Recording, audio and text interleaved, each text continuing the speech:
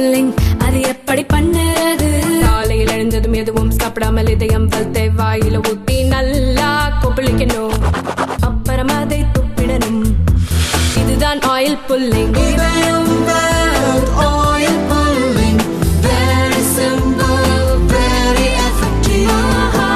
அறுபடை வீடுகளில் ஒன்றான திருப்பரங்குன்ற மலை தொடர்பான விவகாரம்தான் இப்போது தமிழகத்தில் தலை தூக்கி உள்ளது. மலை உச்சியில் காசி விஸ்வநாதர் கோவிலும் அதன் மறுபுறத்தில் சிக்கந்தர் பாதுஷா தர்காவும் உள்ளது. மலையில் உள்ள தர்காவில் சிலர் ஆடு கோழி பலி கொடுக்க முயன்றதும் கோவில் அருகே மலையில் அசைவ உணவு கொண்டு சென்றதும் தான் பல ஆண்டுகளுக்கு முன் தீர்த்து வைக்கப்பட்ட பிரச்சனை இப்போது விஸ்வரூபம் எடுக்க காரணம். இப்பிரச்சனையை நீண்ட நெடுங்காலத்துக்கு முன்பே லண்டன் பிரிவி கவுன்சில் விசாரித்து தீர்ப்பு வழங்கியது. முதலில் இந்த வழக்கு மதுரை கீழமை கோர்ட்டில் தான் விசாரிக்கப்பட்டது. கோவில் நிர்வாகம் சார்பில் விவசாயம் செய்யப்படும் ஒரு பகுதி நிலம், தர்கா அமைந்துள்ள பகுதி ஆகியவை தவிர மொத்த மலையும் கோவில் சொத்து என்று வலியுறுத்தப்பட்டது. முஸ்லிம்கள் தரப்பில் தர்கா அமைந்துள்ள பகுதியும் நெல்லித்தோப்பு என்று அழைக்கப்படும் மலையின் ஒரு பகுதியும் தங்களுக்கு சொந்தம் என்று வாதிடப்பட்டது. 1923 ஆகஸ்டில் கோவிலுக்கு சாதகமாக கோர்ட் தீர்ப்பு வழங்கியது.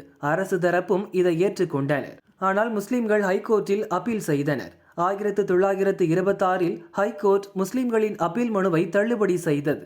மலை முழுதும் அரசுக்கு சொந்தம் என்றும் தீர்ப்பளித்தது. இதை எதிர்த்து லண்டன் பிரிவி கவுன்சிலில் கோவில் தரப்பில் அப்பீல் செய்தனர். திருப்பரங்குன்றம் கோவிலின் வரலாற்றை விரிவாக ஆராய்ந்த பிரிவி கவுன்சில் பிரிட்டிஷ் ஆட்சி காலத்து ஆவணங்களை ஆதாரமாக கொண்டு தீர்ப்பு வழங்கியது. தேரோட்டம் நடக்கும் வீதி கிரிவீதி என்று அழைக்கப்படுவதை குறிப்பிட்டும் பல ஆவணங்களில் இதை மலை பிரகாரம் என்று குறிப்பிட்டுள்ளதையும் நீதிபதிகள் சுட்டிக்காட்டினர். கிரிவீதியில் சிறிய கோவில்கள், பழங்கால மண்டபங்கள் அமைந்துள்ளன. இந்த கோவில்கள் அனைத்தும் 13ஆம் நூற்றாண்டு அல்லது அதற்கு முந்தைய காலத்தைச் சேர்ந்தவை. இந்திய தொல்லியல் துறை கொடுத்த அறிக்கையில் மலை முழுவதையும் சிவலிங்கமாக பக்தர்கள் வழிபட்டுள்ளனர் என கூறப்பட்டுள்ளது.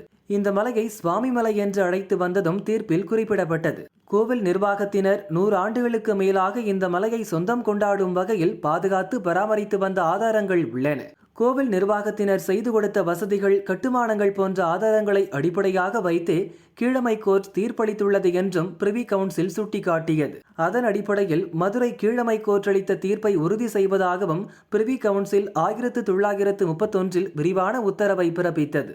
பிரிட்டிஷ் ஆட்சி காலத்தில் மன்னருக்கு ஆலோசனை வழங்கவும் வழக்குகளை விசாரித்து தீர்ப்பு வழங்கவும் லண்டனில் உருவாக்கப்பட்டதுதான் பிரிவி கவுன்சில். இந்தியாவை பொறுத்தவரை இந்த கவுன்சில்தான் இறுதி அதிகாரம் படைத்த வழக்கு விசாரணை அமைப்பாக இருந்தது.